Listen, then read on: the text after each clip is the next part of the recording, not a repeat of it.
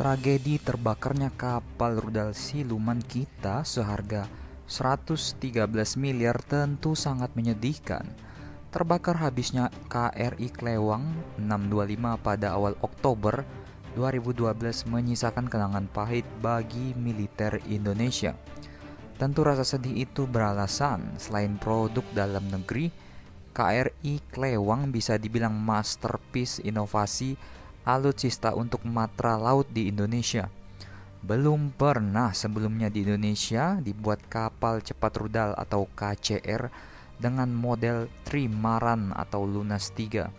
Bahkan TNI Angkatan Laut pun seumur-umur belum pernah punya kapal cepat dengan kemampuan stealth atau siluman seperti itu. Namun, sepertinya TNI tidak putus asa. Menurut Laksamana, Marsetio telah mengkonfirmasi pengadaan 4 unit KCR Klewang buatan PT Lundin Industri Invest.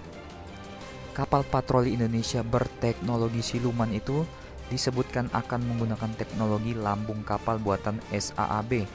SAAB tak lain manufaktur persenjataan asal Swedia yang namanya sangat terkenal. Nantinya lambung Klewang bakal menggunakan bahan nanokomposit.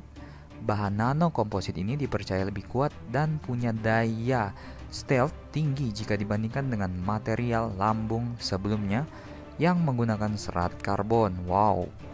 Bila di versi yang terbakar dahulu, kapal disiapkan untuk membawa 8 peluncur rudal anti kapal C-705 buatan China, maka Klewang nantinya akan membawa rudal RBS-15 MK3 dengan 4 peluncur.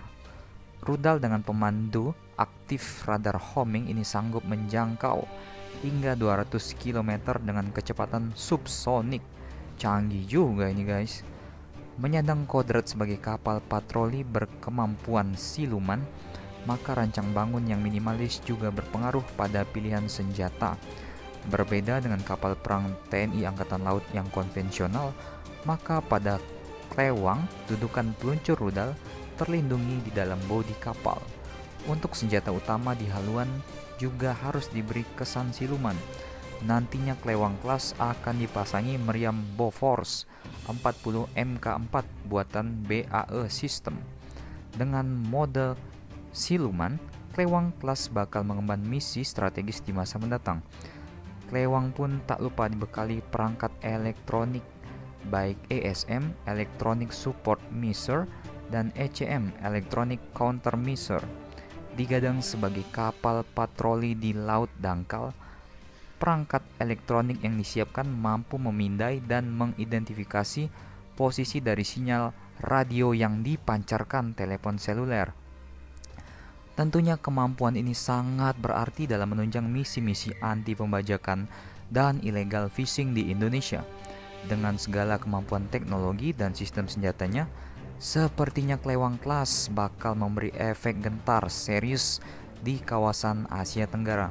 Hanya satu kekurangannya, kapal ini sayangnya belum disiapkan untuk menghadapi peperangan bawah laut seperti kapal selam. Bagaimana menurut kalian tentang KRI Electronic Support Measure dan ECM Electronic Countermeasure? Digadang sebagai kapal patroli di laut dangkal, perangkat elektronik yang disiapkan mampu memindai dan mengidentifikasi posisi dari sinyal radio yang dipancarkan telepon seluler. Tentunya kemampuan ini sangat berarti dalam menunjang misi-misi anti pembajakan dan illegal fishing di Indonesia. Dengan segala kemampuan teknologi dan sistem senjatanya, sepertinya Klewang Class bakal memberi efek gentar serius di kawasan Asia Tenggara. Hanya satu kekurangannya, kapal ini sayangnya belum disiapkan untuk menghadapi peperangan bawah laut seperti kapal selam. Bagaimana menurut kalian